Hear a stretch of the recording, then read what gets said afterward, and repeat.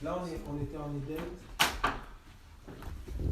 On est sorti là, qu'il y en a qui sort, etc. On peut maintenant aller dans Matthieu 23. On peut aller dans Matthieu 23. Allons dans Matthieu 23 et voyons en fait ce que les maîtres du coup. Donc souvenez-vous qu'on a le commencement parce que Matthieu nous dit depuis le commencement du monde. On a pris les trois textes en parallèle. On a vu que Matthieu 24 nous faisait référence à la grande détresse que le monde allait connaître. Marc faisait référence à la grande détresse que le monde allait connaître. Et en fait, quand on lit, on a la conception que c'est notre monde à nous. Mais en fait, quand on va chez Luc, Luc nous précise en fait que c'est donc le pays, d'accord, d'Israël et de la colère contre ce peuple. D'accord. Donc on a pris ces trois textes-là en parallèle, on a allongé en fait pour comprendre le contexte extérieur. Maintenant, on va dans Matthieu 23. Donc de là, depuis le commencement du monde, on est allé à ce fameux commencement. Donc Genèse en fait vérifier qui veut dire commencement. Genèse, ça veut dire commencement. Donc quand l'Écriture parle de commencement, généralement elle fait référence au livre de Genèse. Alors on est allé à la Genèse, on a vu ensemble qu'effectivement on voit le commencement d'Israël en fait. On voit le commencement du pays. Alors maintenant on retourne dans Matthieu 23. On retourne dans Matthieu 23 et Matthieu 23 à partir du verset... Matthieu 23 à partir du verset 30 quelque chose, c'est quelqu'un là. Ok, Matthieu 23 à partir du verset... comment? Tac tac, à partir du verset 29. Tu peux prendre 29, vas-y. Malheur à vous, scribes et pharisiens, hypocrites, Ouais. parce que vous bâtissez les tombeaux des prophètes et ornez les sépulcres des justes. Donc c'est quand même particulier parce que on vous dit que Jésus blâme les pharisiens de décorer et de faire des tombeaux aux prophètes. Ça veut dire qu'ils élèvent, d'accord, ils honorent les prophètes. Cependant, après quoi? Leur mort. Vous comprenez? Et ça, c'est vraiment important de le comprendre. Généralement, les prophètes n'étaient pas aimés de leur vie, de leur vivant. C'était après leur mort, on va dire, c'était un grand prophète, alléluia, mais de leur vivant, d'accord, ils annonçaient des choses qui dérangeaient, en fait, qui nous font sortir d'une zone de confort. Et c'est pas forcément agréable, mais c'est bon. Et là, donc, il dit, malheur à vous parce que vous décorez, vous ornez les tombeaux des prophètes. Continue.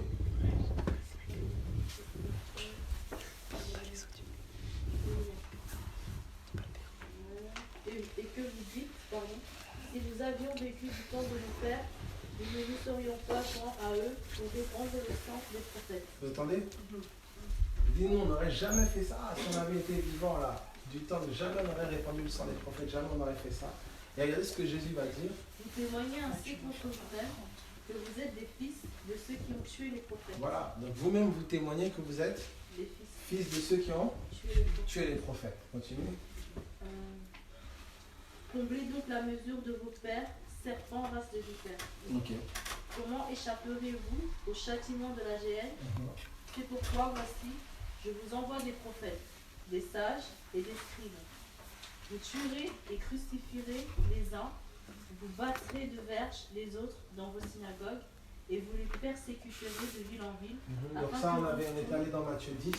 D'accord, hier, on a vu que Jésus annonçait à ses disciples, je vous enverrai comme des brebis au milieu des loups, vous parcourrez de ville en ville, on vous persécutera, on vous fouettera dans leur synagogue, etc.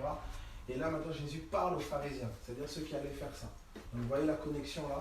Matthieu 10, il parle aux disciples. Matthieu 23, il parle aux pharisiens. Et là, regardez, donc il est tient responsable du sang des prophètes qui a coulé. Maintenant, regardez la suite. Afin que retombe sur vous tout le sang innocent répandu sur la terre, depuis le sang d'Abel, Vous entendez? le juste, Tout le sang innocent répandu où? Sur la terre. Terre dit? Voilà. D'accord? Et donc la première victime sur cette terre-là, c'est qui? Depuis le sang d'Abel, voilà. le juste. Donc il tient les pères des pharisiens responsables de quoi? D'avoir fait couler le sang d'Abel. Qui a fait couler le sang d'Abel de manière pratique? C'est Caïn.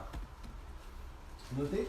Ça veut dire qu'il considère que Caïn, d'accord, était père des pharisiens. Est-ce que ça va pour tout le monde? Ça va, c'est clair? Alors, Notez bien ceci, que là on comprend donc que Abel est le premier martyr en fait des Juifs. Est-ce que vous comprenez?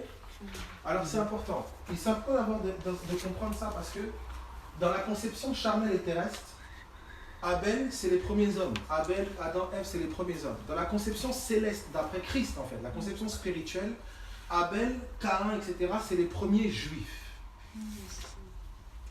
Et dans la conception encore plus élevée, Adam, Ève, Caïn, Abel, c'est les premiers spirituels. Est-ce que ça va? C'est ainsi en fait que Jésus, quand il vous dit, par exemple, cette femme qui vient réclamer la guérison pour son enfant, il dit le pain c'est pour les enfants, pas pour les chiens. Il n'a pas insulté. Il dit, il appelle Pilate ce renard. Et il appelle les pharisiens race de vipères. Parce qu'en fait, dans le langage prophétique, l'homme charnel est animal. Ça va pour tout le monde? Et celui qui n'était pas juif était considéré comme animal. C'est comme ça que les juifs appellent les non-juifs des animaux. Est-ce que vous comprenez?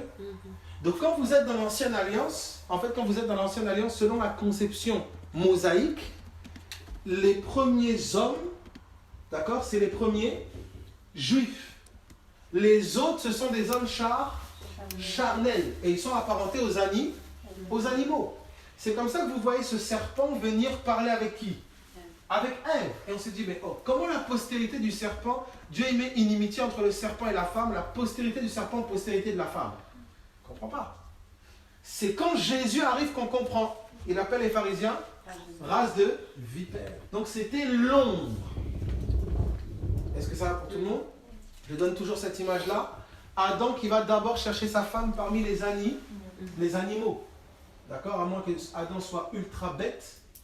D'accord? Il y a quelque chose à comprendre là.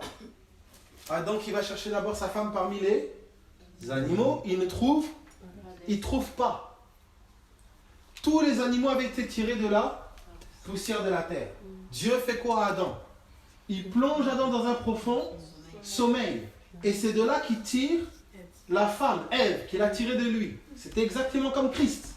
Quand Christ est venu, il a d'abord cherché l'épouse parmi l'homme charnel, race incrédule et perverse. Combien de temps vais-je rester avec vous? Il a fallu que Dieu plonge Jésus aussi dans un profond sommeil. Le sommeil, souvenez-vous, il dit Lazare dort. Le sommeil, prophétiquement, c'est la mort. Donc il a plongé aussi Jésus dans un profond sommeil. Et de la résurrection de Jésus qui est née, l'Église. Donc c'était pareil, c'était l'ombre. Vous comprenez, ça va pour tout le monde ça? C'est vrai qu'on a déjà retouché à ça. Ça va? Donc il faut bien comprendre que dans Genèse, d'accord, on n'est en fait pas seulement à l'origine du monde que vous connaissez, mais d'après la lecture de Christ, quand le voile est ôté, on est à l'origine d'Israël. Est-ce que vous comprenez ça? C'est pour ça qu'il fallait que de nouveaux cieux et une nouvelle terre viennent. Et c'est Ésaïe. C'est pour ça que quand on vous parle maintenant de la fin du monde, il faut comprendre maintenant de quelle réalité et quel monde on fait référence. C'était toute cette réalité-là. C'est comme ça que Jésus avait annoncé qu'il ne restera pierre sur pierre qui ne soit renversé. Il est en train d'annoncer la fin du système mosaïque. Et la réalité maintenant dans laquelle on est, il n'y a ni juif ni grec. Il n'y a plus de distinction de race, plus de distinction de nation. Il y a une seule nation qui est l'Église, dans laquelle il n'y a ni juif, ni grec, ni homme, ni femme. Juste un homme nouveau en c'est cela. Vous comprenez ça? Alors, il est là le combat. C'est entre les personnes qui veulent entretenir le système de l'ancienne alliance et les personnes qui, l'esprit qui fait conduire dans le nouvel, pleinement dans la nouvelle. C'est ça, toute l'histoire de l'Église, c'est ça. Vous voyez? Alors, est-ce que ça va jusque-là? Donc le premier sang qui a coulé, c'est qui? Abel. Regardez, lisez la suite.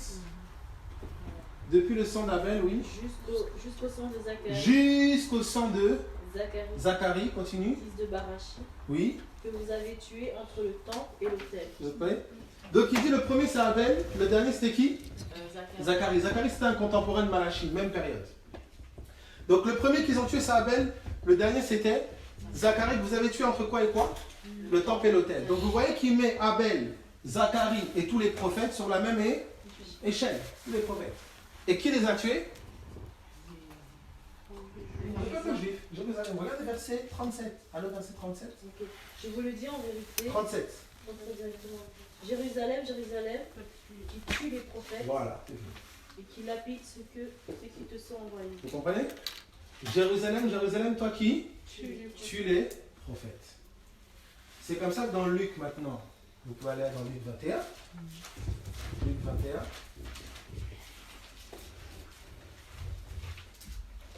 À partir du verset donc 20, vous pouvez le reprendre.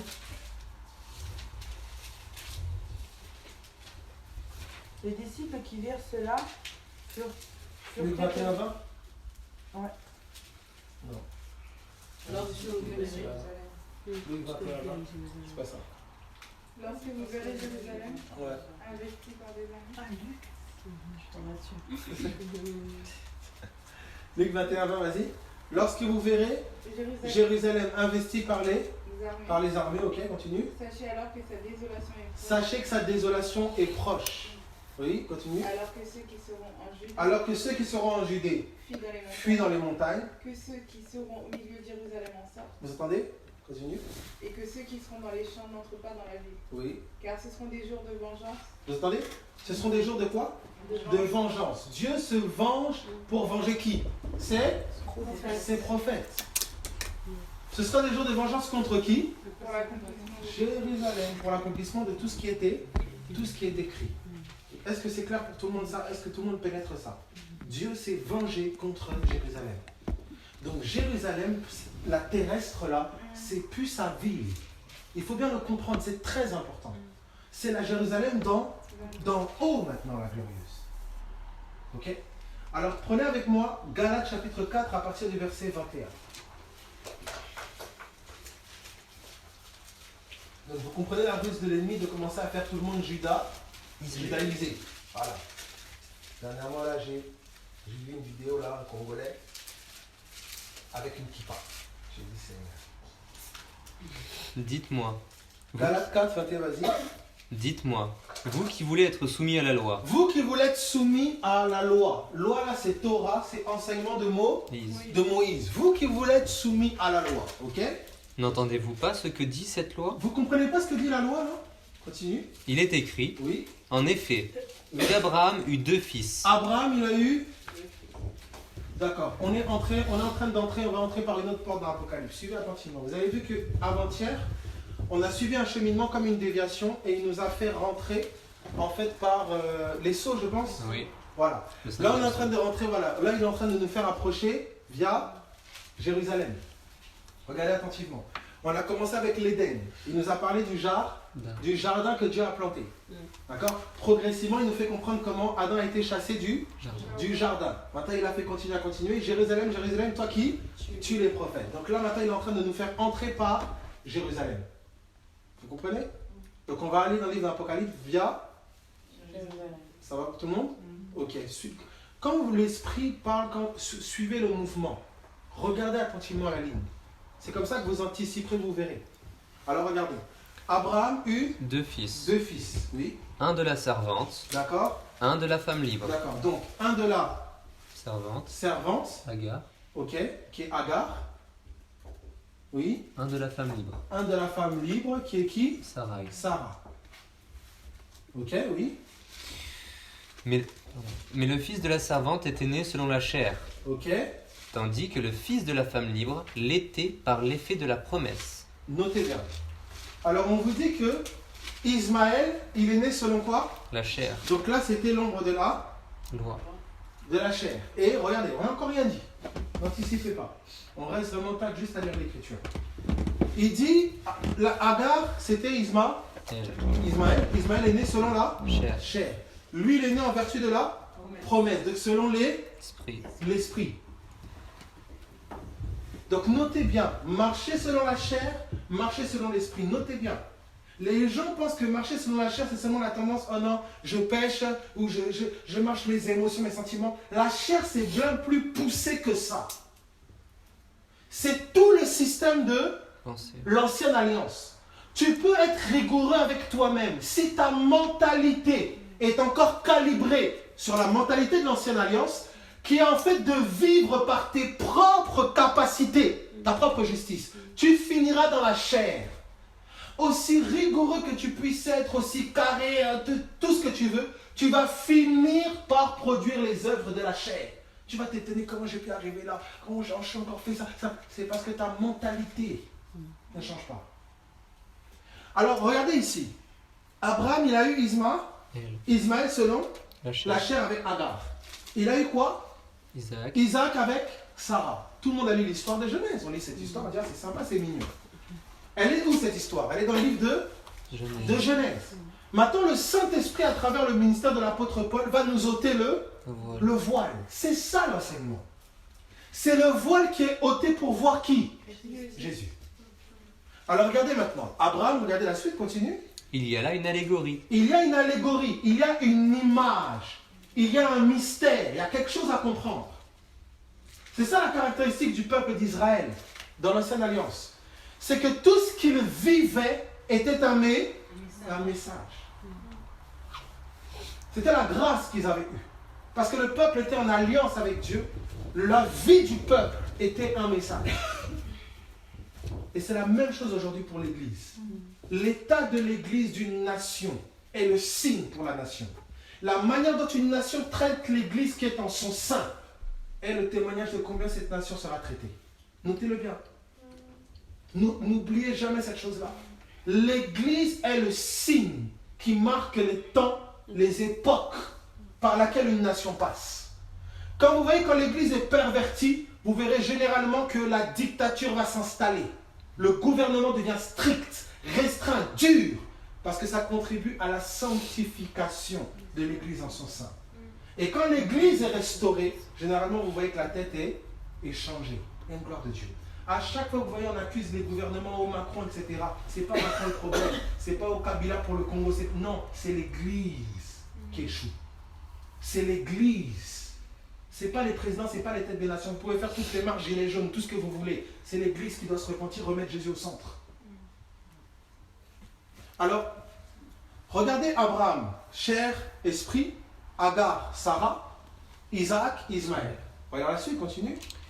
Il y a là une allégorie. Il y a là une image, c'est une allégorie, c'est une image. Il y a quelque chose à comprendre derrière ça. Ok, Saint-Esprit, qu'est-ce qu'il y a à comprendre?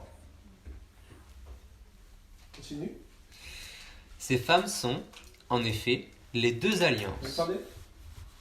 Ces femmes-là, c'est deux alliances. Donc quand il dit vous avez commencé par l'esprit, vous voulez finir selon la chair. En fait, il dit quoi? Vous avez commencé dans la nouvelle alliance. Vous voulez retourner au principe de l'ancienne alliance. On dit le temple du Saint-Esprit, c'est toi. Mais maintenant, il faut retourner dans un bâtiment. On dit tu es sacrificateur. C'est-à-dire tu es intermédiaire entre Dieu et les hommes. C'est toi, Église. Tu cherches encore un homme pour être intermédiaire. En fait, tu as commencé par l'esprit. Tu veux revenir à la chair. Beaucoup, Dieu s'est révélé à eux dans l'esprit. Ils ont fait une rencontre personnelle. Mais ils sont allés être aspirés, piégés par le système religieux qui vole l'intimité. Regardez ceci. Il dit c'est deux alliances. Donc maintenant je suis face à deux alliances. Premièrement, continue, vas-y. L'une, celle qui vient du mont du Sinaï. Vous entendez? La première alliance, c'est l'alliance qui vient d'où? Du mont Sinaï. Du mont Sinaï. Quelle alliance a été contractée sur le mont Sinaï? Moïse. Donc on me dit que c'est une alliance quoi? Charnelle. Vous voyez comment la conception de la chair pour nous doit changer? Souvent quand on pense chair, on pense mauvais. Alors que ce n'est pas ça. La chair, elle a une manière de fonctionner. C'est ça qu'il faut discerner. Elle a une manière de fonctionner par ses forces propres. La loi de Moïse, elle te donnait un ensemble de choses à faire et tu devais réaliser ces choses par ta capacité pour obtenir quelque chose de Dieu. Elle, l'esprit, elle te dit tu as déjà croix. C'est deux mentalités différentes. C'est toute la mentalité de se dire ah, faut que je fasse ça pour me rapprocher de Dieu. Faut que je fasse ça pour entrer dans la présence. Enfin, tout ça là, c'est l'ancienne alliance.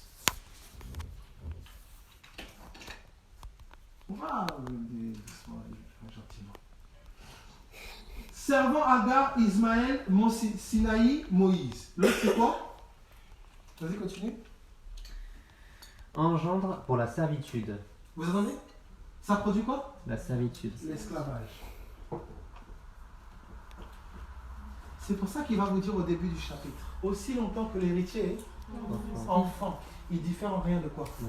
D'un esclave. Ça veut dire aussi longtemps que celui qui est censé vivre dans la nouvelle alliance, dans la liberté de l'esprit, est enfant, il va vivre comme s'il était dans l'ancienne alliance.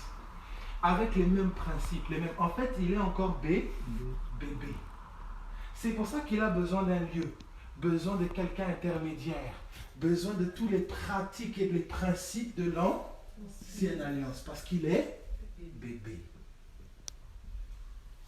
Est-ce que vous notez? C'est pour ça que l'apôtre Paul dit, quand nous étions enfants, nous parlions comme des enfants. Il fait référence à cette période ici.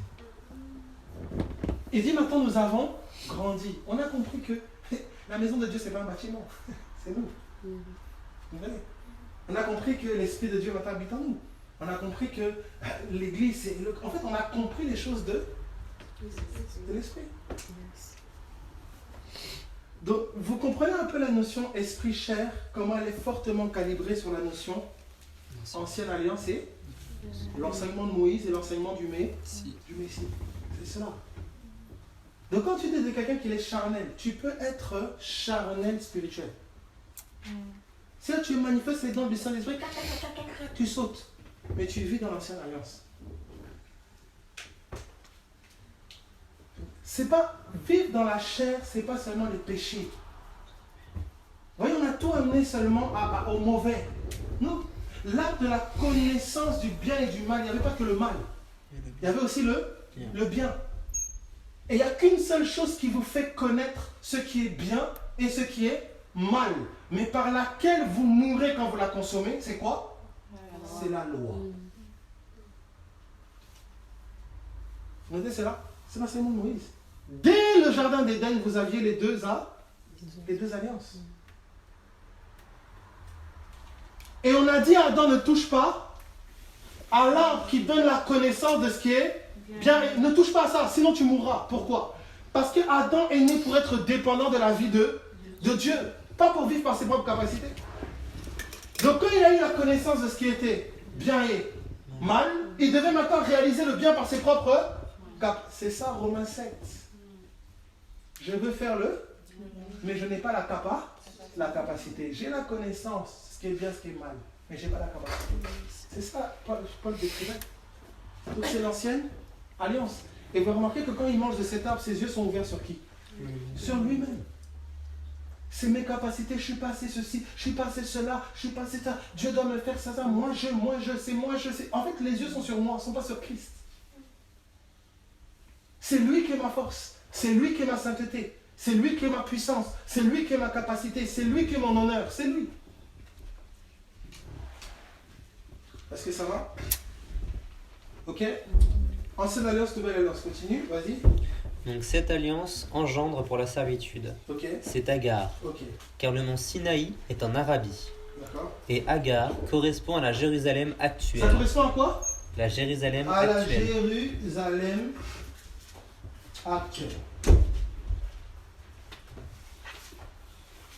Donc vous voyez la connexion que Paul fait?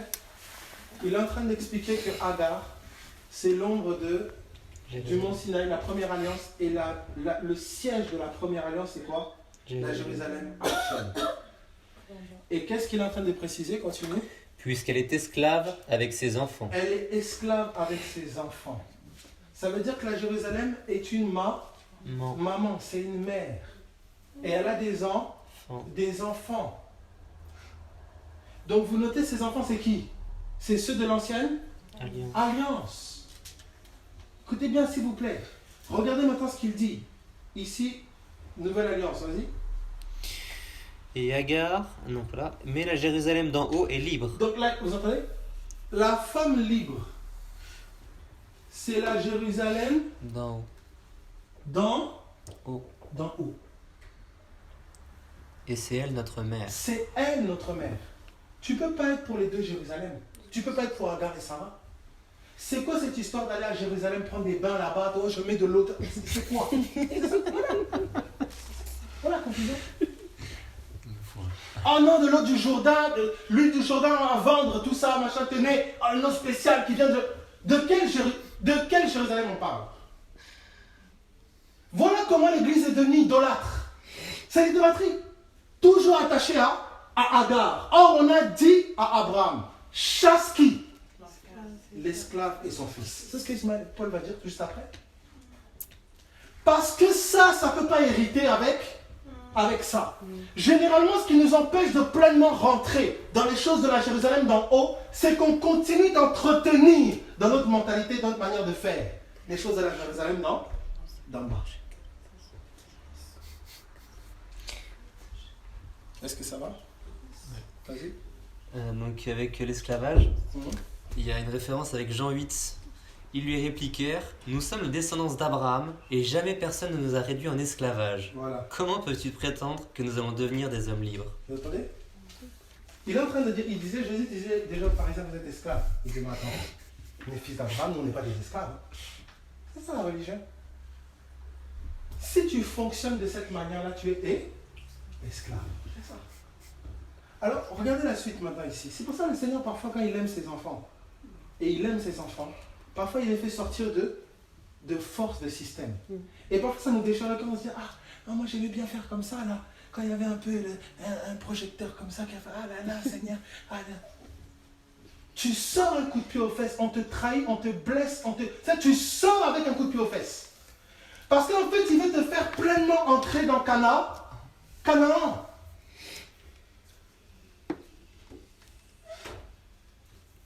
Alors, regardez la suite, continue. Donc, la Jérusalem d'en haut est libre, c'est elle notre mère. Voilà. Car il est écrit, Voilà. réjouis-toi, Oui. stérile, Oui. toi qui n'enfantais pas, Voilà. éclate en cris de joie, Voilà. toi qui n'as pas connu les douleurs. Car plus nombreux sont les enfants de la délaissée. Regardez maintenant ce qu'il cite. Ésaïe 54. Prenez Ésaïe 54, verset 1er. Oui. Des acclamations. Donc, là, quand il dit réjouis-toi stérile, qui était stérile entre Agar et Sarah? Sarah. Donc quand il dit réjouis-toi stérile, il fait référence à qui? À Sarah. À Sarah, qui est l'ombre de quoi? La Jérusalem d'où? D'en haut. Donc allons maintenant voir le prophète Ésaïe. Ésaïe 54, verset 1er. Je te le lis? Oui. Vas-y. Pousse des acclamations, toi, stérile, qui n'enfantais plus. Explose en acclamations et vibre, toi qui ne mettais plus au monde. Car les voici en foule, les fils de la désolée, plus nombreux que les fils de l'épousée, dit le Seigneur. Ok. C'est quoi ta version? Là, je suis dans la Togo. Tu veux une meilleure version? Parce qu'en fait, regarde, le truc, c'est que Paul, il cite exactement Ésaïe. Quand tu lis Ésaïe, c'est différent. Enfin, c'est stérile, réjouis-toi stérile. Alors que c'est la même chose.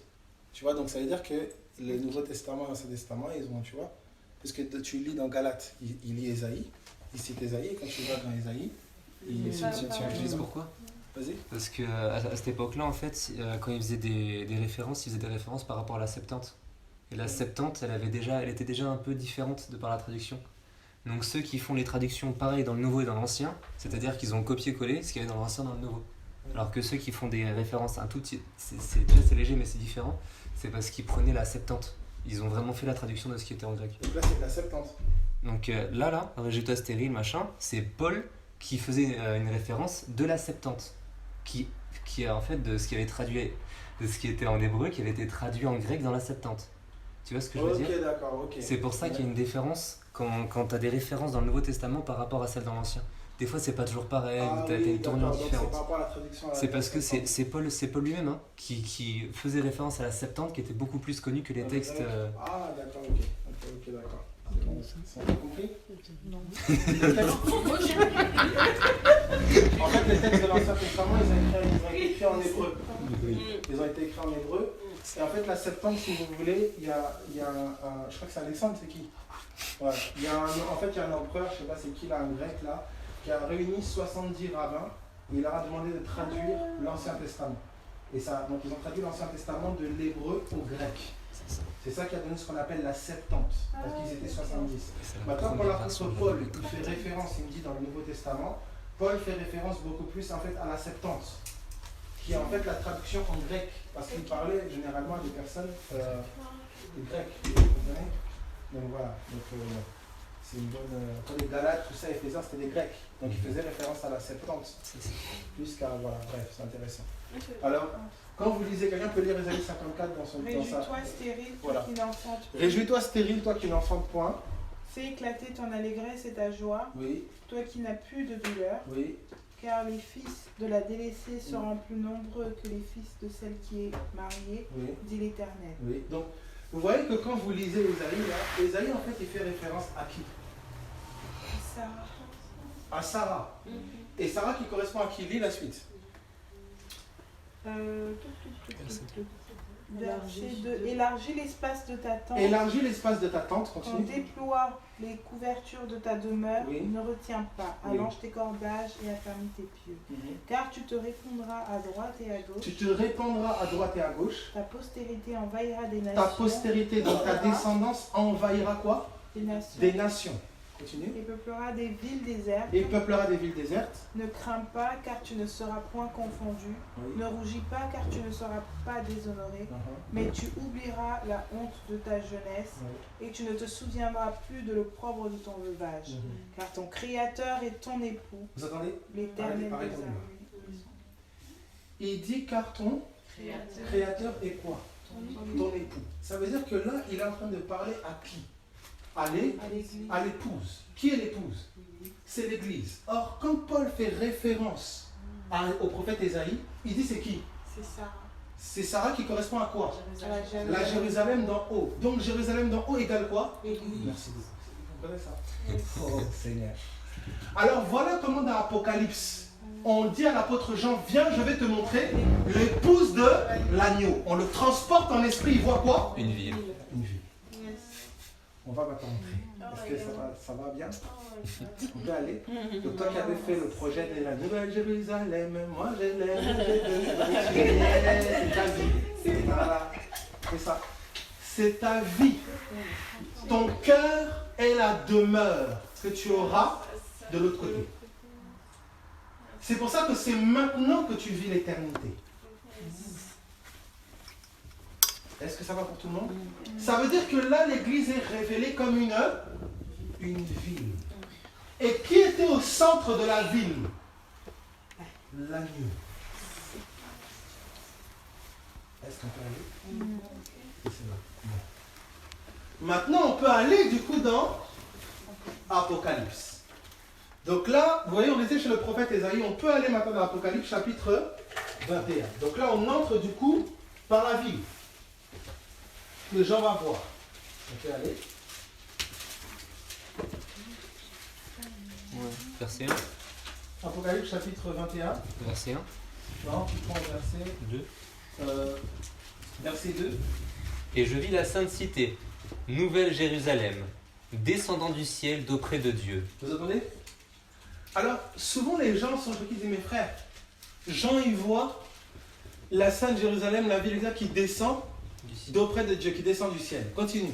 Préparée comme une épouse ornée pour son mari. Préparé comme quoi? Une épouse. Comme une épouse. Essayez un peu de vous asseoir.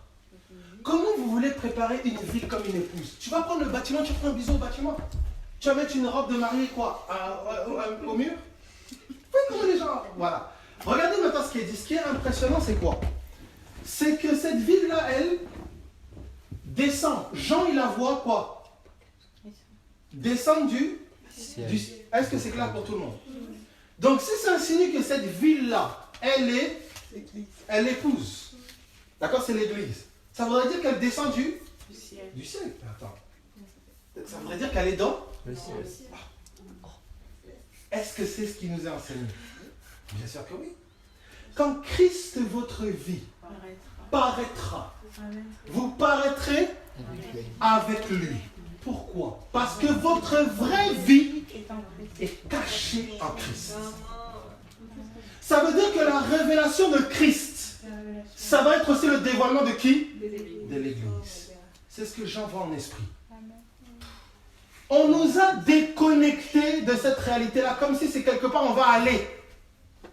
Alors que c'est nous qui sommes révélés à travers Jésus-Christ. Ça veut dire que l'avènement du Christ, le dévoilement de Jésus, C'est pas seulement celui de Jésus, c'est aussi qui? Celui de l'épouse. Est-ce que ça va? C'est pour ça qu'il sera vu, admiré et contemplé à travers tous ceux qui ont cru, les Saloniciens. Est-ce que ça va pour tout le monde? On peut pousser maintenant avec l'Apocalypse. Allons-y, vas-y. Pareil comme une épouse, oui. Et jouit une grande voix venant du ciel, c'est la version 10 du trône, disant, voici l'habitation de Dieu est avec les hommes. Vous entendez? Et Qui est... Ok. Écoutez bien, voici quoi, qu'est-ce qu'il y a avec les hommes? l'habitation. Ok, maintenant je pose la question. Édifiez-vous comme quoi? Une maison, des pierres? Pour former quoi? Une maison. Une habitation spirituelle à qui? À Dieu.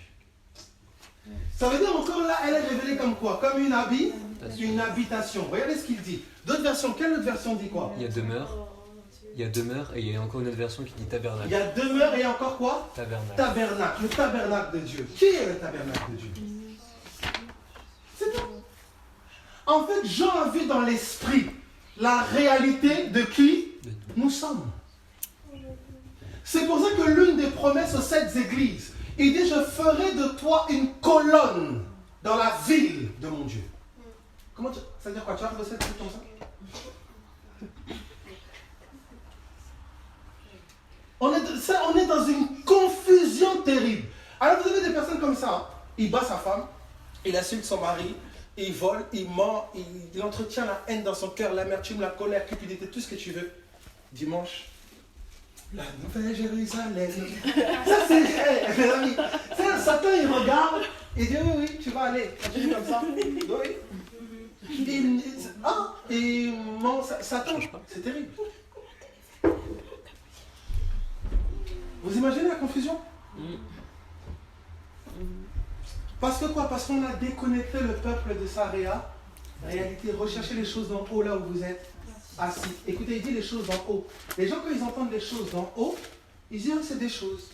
On parle de la Jérusalem dans haut. On parle de la sagesse dans haut. On parle de la vie dans haut. De la puissance dans haut. Ça veut dire les choses d'en haut. Parce qu'il y a eu la Jérusalem d'en bas. Il y a la capacité, la puissance dans. Il y a la sagesse dans. En fait, c'est une autre mentalité, une nouvelle manière de vivre. Soyez transformés par le renouvellement de l'intelligence. C'est une intelligence qui est renouvelée sur la parole. Ta réalité devient la réalité de qui? De Christ. Est-ce que vous notez? Regardez maintenant les caractéristiques. Regarde, la suite continue. Donc, ils seront son peuple, et Dieu lui-même sera avec eux, leur Dieu. Vous entendez? Ils seront son peuple lui-même, Dieu sera avec eux. Je serai avec vous tous les jours, jusqu'à la fin du monde. Continue. Et Dieu essuiera toute larme de leurs yeux, et la mort ne sera plus. Vous entendez? Celui qui croit en moi ne mourra point. Voilà. Jésus a dit Jean 11. Il est en train de décrire, c'est nous qui décrit. Ça veut dire que là, quand tu es en train de lire, tu lis un miroir. C'est toi. Abel, je suis une ville. Oui, donc tous ensemble on forme une ville. Oui, on forme une ville. Dans une ville, elle est composée de quoi? De maisons. De maisons. C'est chacune de nos vies, Abel, c'est une maison. Oui. Comment tu entretiens ta chambre? Parce que la partie la plus intime de la maison, c'est quoi? C'est ta chambre. Qui est ton quoi? Ton cœur. Lorsque vous priez, entrez dans votre chambre. Comment tu entretiens ton cœur? La haine dedans, amertume dedans, colère dedans, plaisir dedans, méchanceté dedans, pas de pardon dedans. Tout, c'est ça.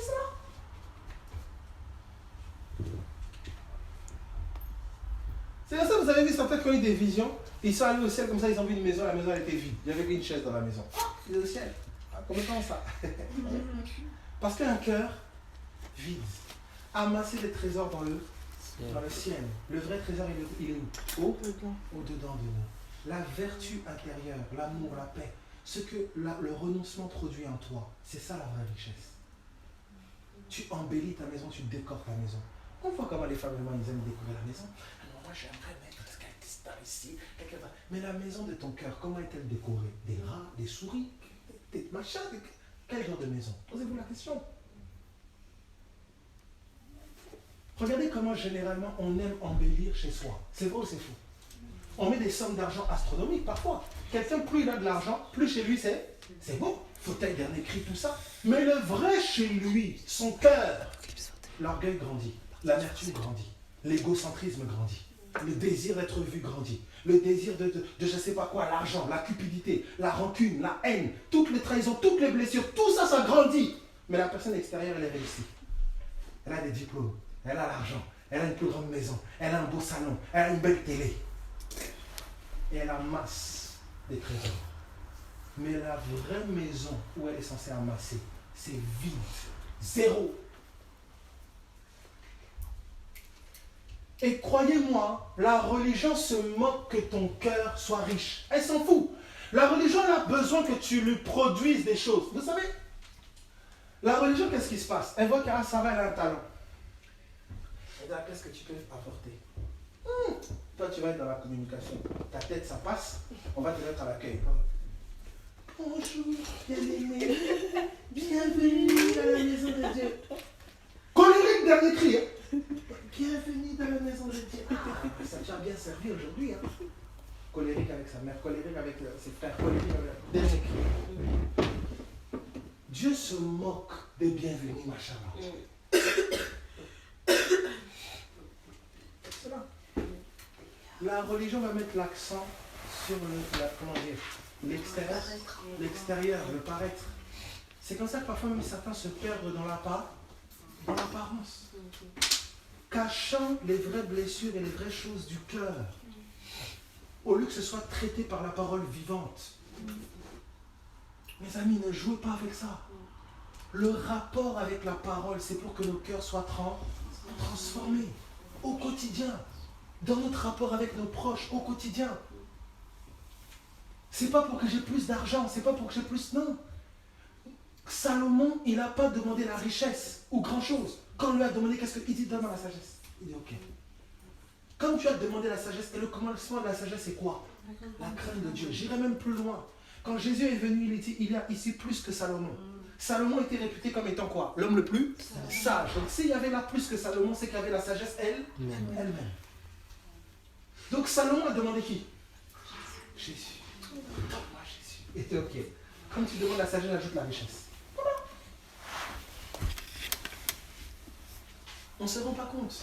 Souvent on pense que c'est un homme dont on a besoin, une femme dont on a besoin, une plus grande maison, une plus grosse voiture, plus c'est ça. Ah Seigneur, si j'ai ça, vraiment là je te servirai à une dimension encore plus élevée. Ah le jour où j'aurai ça, c'est ça comme les gens raisonnent. Alors que Dieu dit, je t'ai tout donné. Je t'ai tout donné, tout. La chose la plus précieuse que le ciel a, je te l'ai donnée, ma vie. Mais on n'arrive plus à se réjouir de ça. Parce qu'on est conditionné à penser que réussir avec Dieu, c'est faire des choses extérieures. Faire des choses, voilà, tu vas, tu gagnes des âmes. C'est comme ça qu'on nous a conditionnés. La vie de Christ gagne les âmes naturellement. Le style de vie est la véritable évangélisation. C'est pas de crier dire Jésus, non! C'est ta vie. Jésus ne disait pas je vais évangéliser. Il ne sait pas ça. Il vivait. Il est sur le puits avec la femme samaritaine. Ah, tu veux de l'eau? De l'eau? Oh, ah bon? Il est juste sur le puits. Vous avez vu un peu de temps là. Vous voyez comment les gens se baptisent? On voit ça. C'est un programme. La religion, elle crée une coquille hypocrite. Elle te déconnecte. Vous allez voir quelqu'un qui va crier dehors, mais chez lui, il bat sa femme. Il insulte ça. Et le problème, c'est quoi? C'est que la personne là, à qui je l'ai annoncé, quand elle vient chez moi, elle vient vivre avec moi, elle voit quoi? Elle ne voit pas Jésus. Parce qu'on nous a appris à, je prends madame que j'ai rencontrée au marché à Auchan. Je viens voir mon pasteur.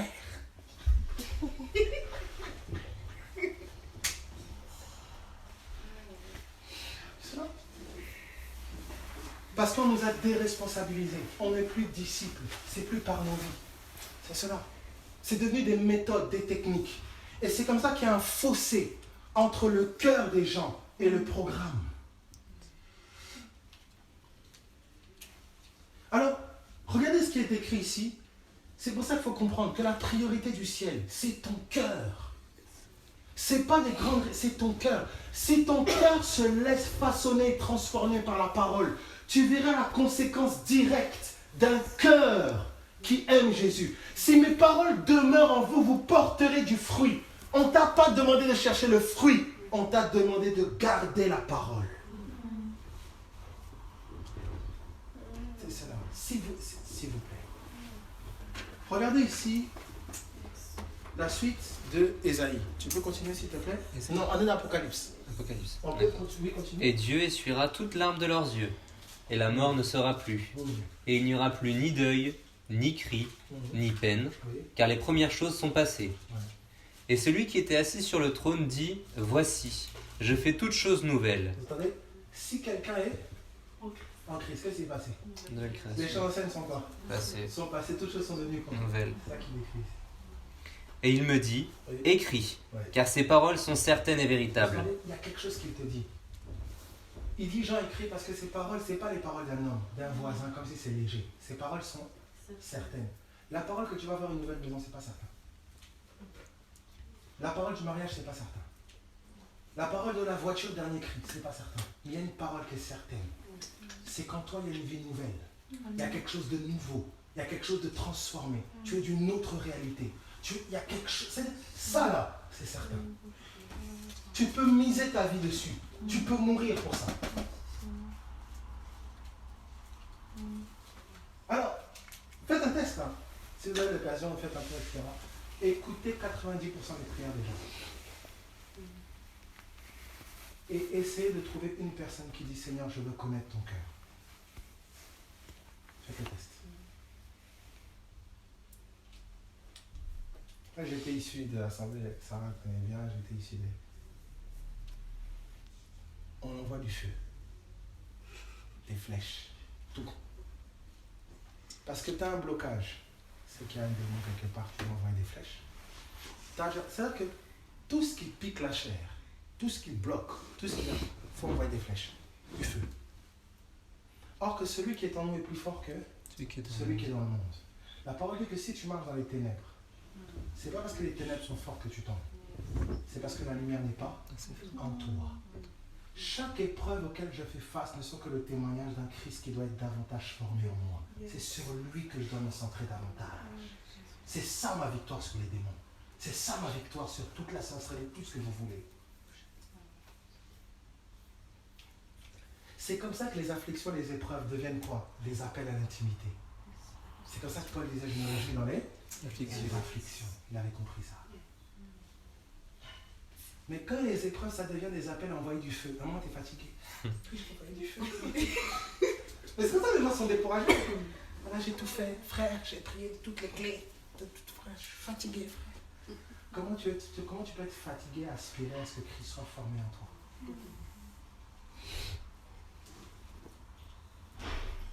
La mentalité.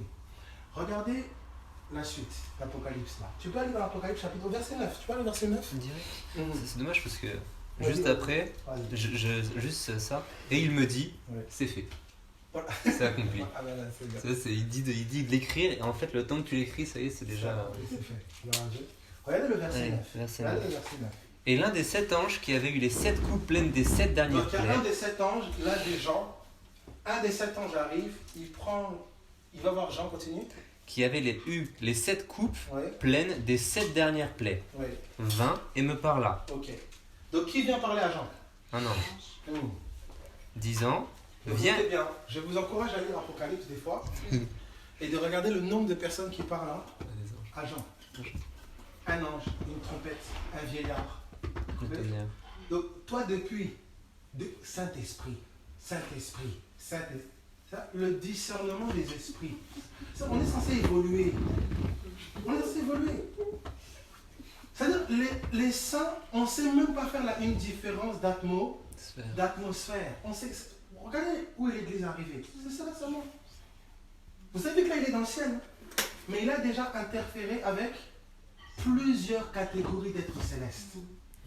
Qui travaillent à un seul objectif, que Christ soit quoi? Glorifié. Quand il voit l'ange qui travaille avec les prophètes, il veut l'adorer, il dit non, m'adore pas, je suis ton compagnon. Il a vu l'ange qui travaille avec les prophètes. Il y a l'ange qui travaille avec les apôtres. Il y a celui qui travaille avec les évangélistes. Il y a celui qui travaille avec ceux qui sont dans le domaine de la guérison. Il y a celui qui sont avec ceux de la révélation. Ceux qui sont au niveau de chasser les démons. Tout ce qui est guerrier, il est là aussi, Michael. Et c'est ça. C'est ça, on a dit onction. Est-ce qu'on a dit qu'il faut commencer à les invoquer, parler avec les anges, tout ça? Non, ça n'a rien à voir. C'est quand le Saint-Esprit te transporte en esprit que tu peux voir ces êtres-là. Ils peuvent te parler, ils peuvent s'adresser à toi. C'est un ange qui est parti parler à Corneille. Ce sont nos collaborateurs en esprit.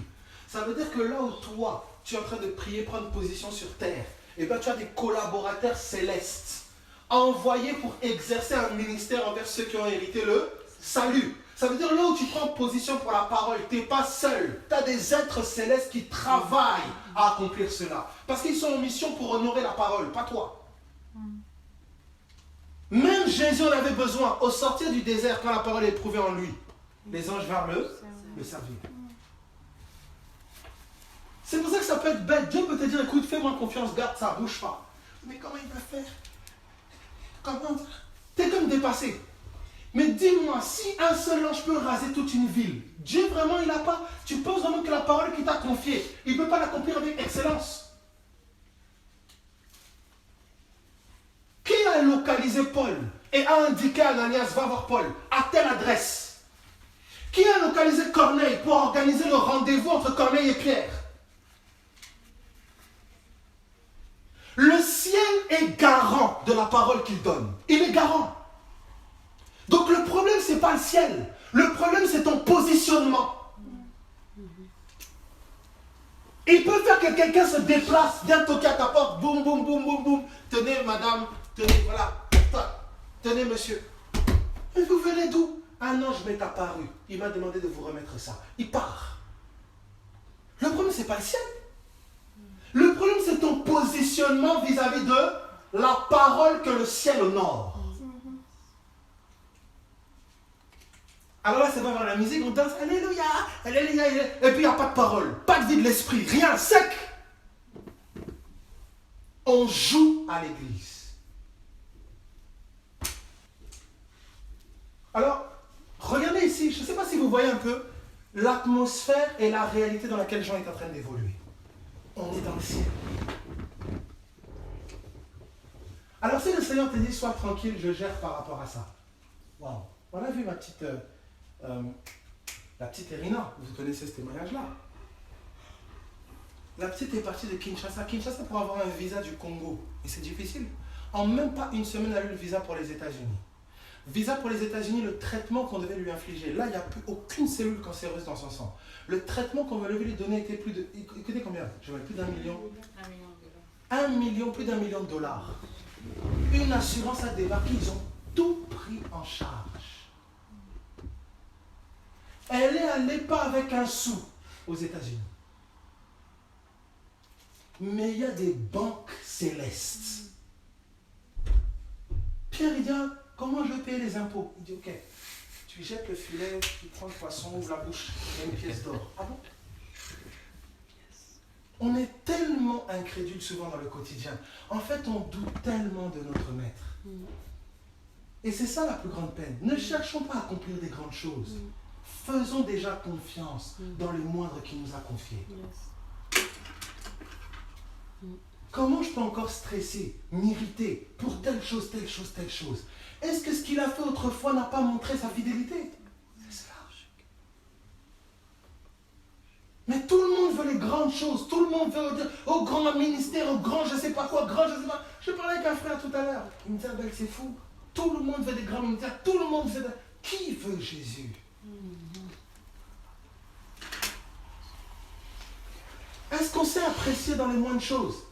Ah, mon petit 5 € que j'avais pas. Boum, il y a un 5 € qui arrive. Waouh! C'est 5 €. Mais ça vient de lui. 5 jours. On ne sait plus apprécier la grâce. Et souvent, parce qu'on ne sait plus apprécier la grâce, ça devient source de murmures. Ça devient source de commencer à chercher des choses hors de la grâce. Et c'est comme ça qu'on tombe entre les mains de charlatans.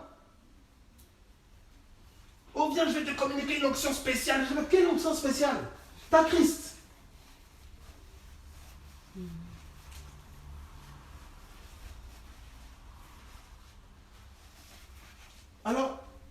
Ici, l'ange vient et regardez ce que l'ange est pressé de montrer à Jean. Il est pressé de montrer à Jean quoi? L'épouse de l'agneau. Qui est là à prier, Seigneur, je veux voir ton église. Je veux voir la réalité céleste. Transporte-moi. Je veux voir ton cœur. Les désirs de ton cœur. Même quand tu regardes là, oh, t'as pas de maison. Oh là, il y a la facture qui n'est pas payée. Tu es tellement à soupirer après le ciel. Tout ça là, tu vois même pas.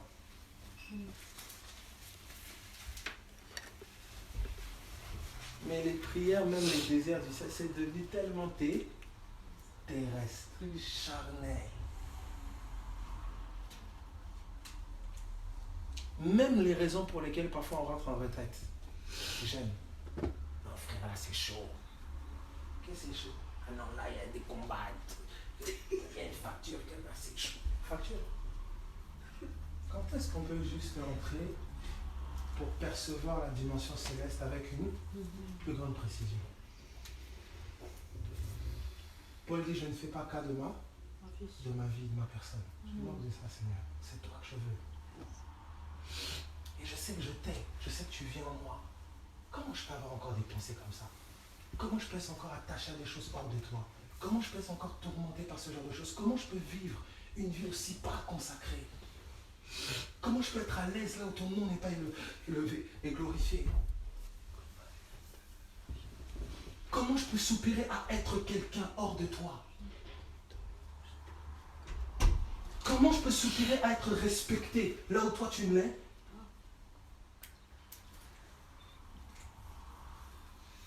Voilà les pensées du cœur. Voilà les pensées que le Saint-Esprit communique dans le cœur. C'est cela. Et ça devient une source de tourment. Ça devient quelque chose qui te travaille au-dedans. Parce que tu n'as pas tel objet, tu n'as pas ça, tel être, ça. Non. Nos cœurs ne sont pas designés pour être occupés à ces choses. Nos cœurs ont été designés pour être le trône de Dieu. Juste Jésus, juste Jésus, juste Jésus. Alors, terminons là sur ça, Apocalypse là. Apocalypse 9, vas-y. Donc, l'ange vint me parla, disant, viens ici, je te montrerai l'épouse. Vous entendez? L'ange appelle Jean et dit, viens, je vais te montrer l'épouse. C'est comme si le ciel est fier. Vous voyez un peu? C'est comme si, et c'est ça que parfois on dit que la couronne, qui est la couronne de gloire de l'homme? La femme. Qui est l'homme? Celui qui trouve la femme trouve quoi? Le bonheur. Le bonheur. Celui, ça faisait référence à qui d'abord? Christ. À Christ. Donc qui est le bonheur de Christ? Nous. Donc si vous regardez, l'Église est le bonheur de Christ. Elle est la mère, Ève, l'épouse, la mère de tous les vivants. C'est elle qui garantit la postérité. Yes. Elle est la couronne de gloire de l'époux. Là maintenant le ciel, ça veut dire que la fierté de Dieu c'est qui? C'est toi. Ton identité, qui tu es, pas ce que tu as fait. Son être semblable. Juste qui tu es. Quand le ciel regarde l'Église, c'est pour ça qu'il regarde l'Église, il veut apprendre la sagesse quoi? Infiniment variée de Dieu. Ça, tu peux être juste assis. Le ciel te regarde. C'est ici.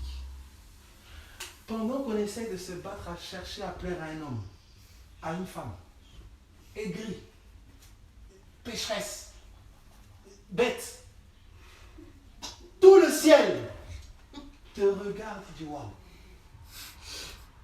Et qui a fait ça? C'est Christ. Ça veut dire que c'est comme si Christ nous prend. Il nous a présentés au ciel, fier. Toi, tu te vois comme si tu boites. Mais le type marche avec toi comme si vraiment, oh, regardez ma femme. Le type est fier. Et vous dites, mais Seigneur, est-ce que tu vois pas bien? Tu t'es trompé ou quoi que ce soit? Alors, les anges regardent.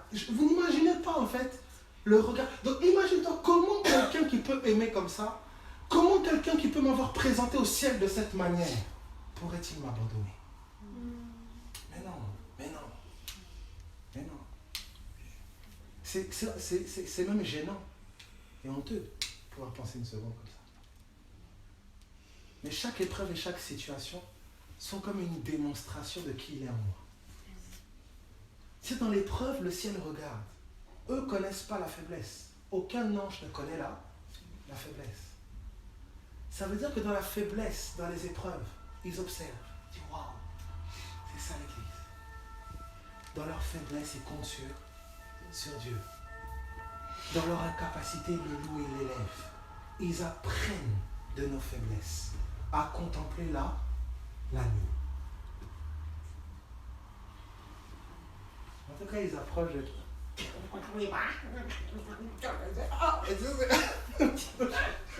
Seigneur. Ah, Père. Oh, Jésus-Christ, aide-nous. Alors, regardez la suite ici, regardez. Excuse-moi. Voilà. Viens ici, je te montrerai la femme, l'épouse, Voilà. la femme de l'agneau. Et il m'emporta en esprit sur une grande et haute montagne. Voilà. Et il me montra la sainte cité, Vous entendez? Non, Jérusalem. j'ai pas bête. Il dit, je vais te montrer l'épouse, la femme de l'agneau, il lui montre quoi? La sainte cité, la ville. Il regarde. En fait, c'est elle.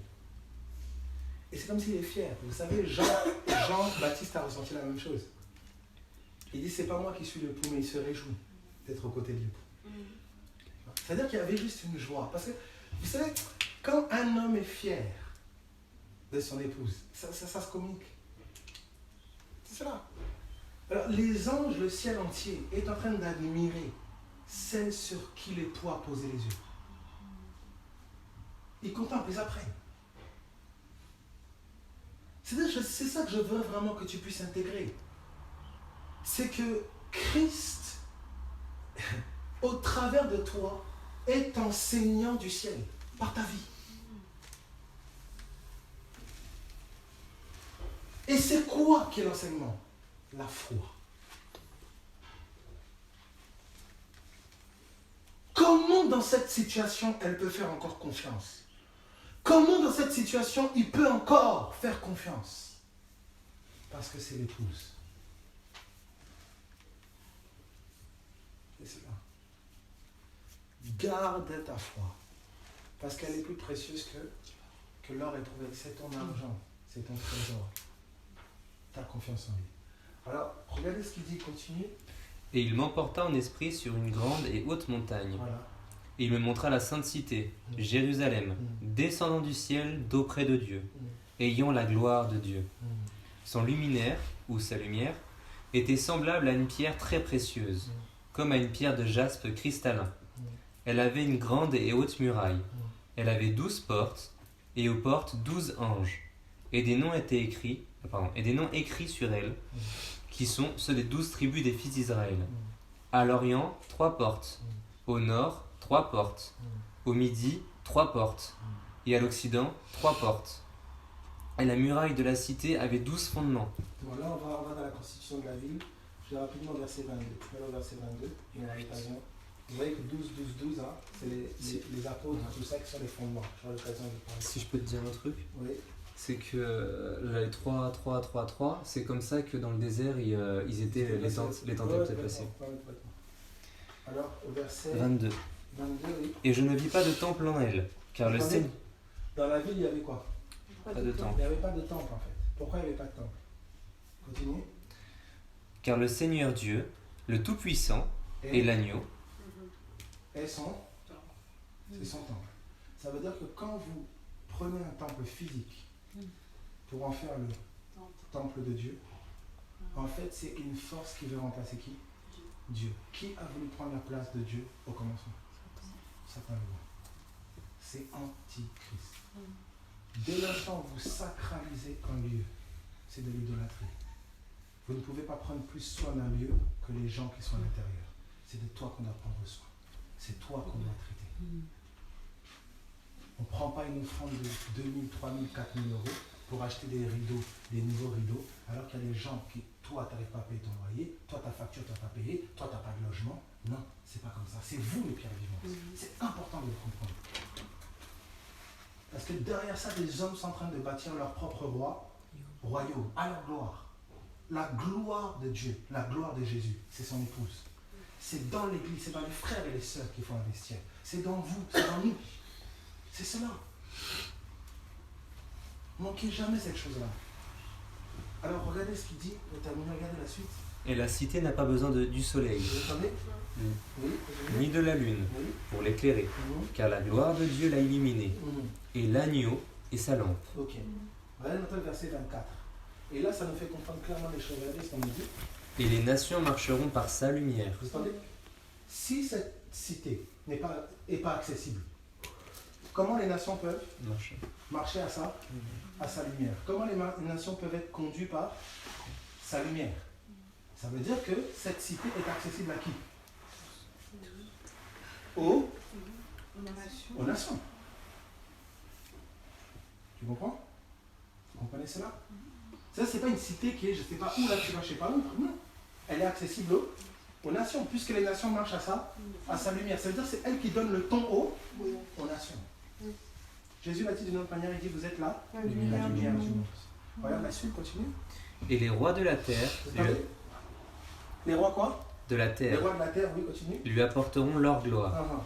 Et ses portes ne seront point fermées de jour, car il n'y aura pas de nuit là. Et on lui apportera la gloire et l'honneur des nations. Vous comprenez? Jésus a dit, Jean a dit dans 1 Jean, il dit, Dieu est lumière et en lui il n'y a pas de ténèbres. C'est comme cela que Dieu a appelé au commencement la lumière quoi? Jour et les ténèbres quoi? Nuit. Il dit en elle il n'y a plus de nuit. Donc en d'autres termes, il n'y a plus de quoi? Ténèbres. De ténèbres. Elle est lumière, elle est pure. Il n'y a rien des ténèbres qui persistent en elle. Et en fait, ce qu'il est en train de décrire là, il le prend, comment terminer d'Ésaïe. Prenez Ésaïe.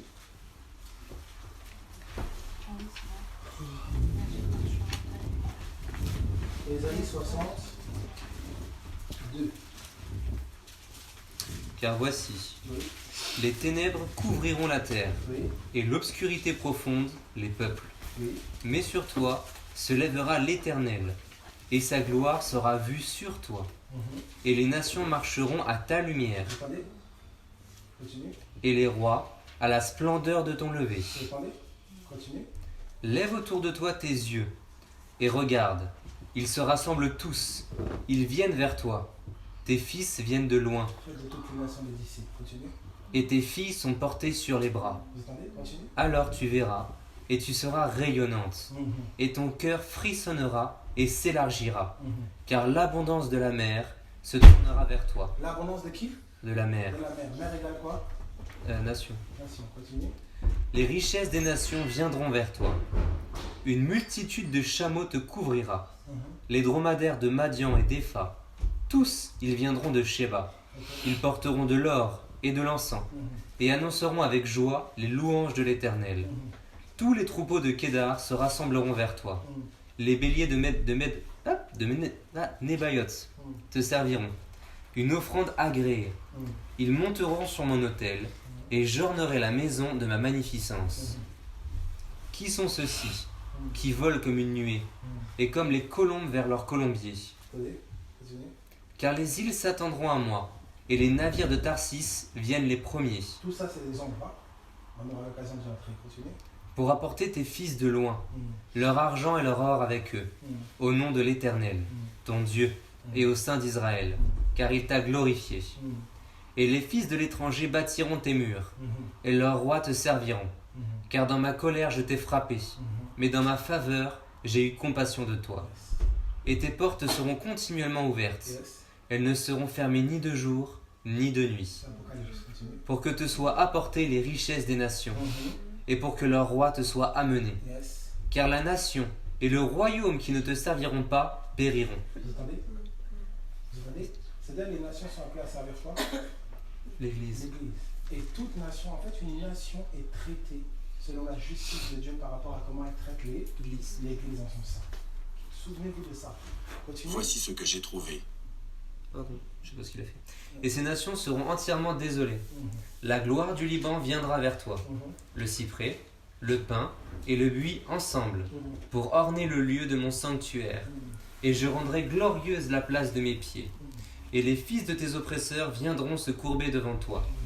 Et tous ceux qui t'ont méprisé se prosterneront à la plante de tes pieds, et t'appelleront la ville de l'Éternel, la Sion du Saint d'Israël. Sion, c'est toi. Ok, merci. Soyez bénis. Du coup, les fils, là, et les fils, et tous ceux qui n'ont pas cru. Tous ceux qui ont cru. Viens, tes fils et tes filles viennent vers toi. En fait, la Josanno, c'est notre mère. L'Église a des caractéristiques de mère. C'est pour ça que Paul dit, je porte les douleurs de l'enfantement jusqu'à ce que Christ soit formé. Ah, mais donc, donc du coup, ça voudrait dire que ceux qui sont en gros comme matures dans la foi Oui. sont comme mères pour Voilà. ceux qui viennent Exactement, d'arriver ceux dans qui la viennent- foi. Exactement. Ok, d'accord. Tu vois, c'est les jeunes filles qui deviennent mères. Même encore plus, il C'est disait. la femme est Ève. Au début, Adam, elle a appelé femme parce qu'elle a été tirée de moi. Mais après, il l'appelle Ève parce qu'elle est la mère de tous les vivants. Donc la femme est devenue mère. Ok, C'est d'accord. ça.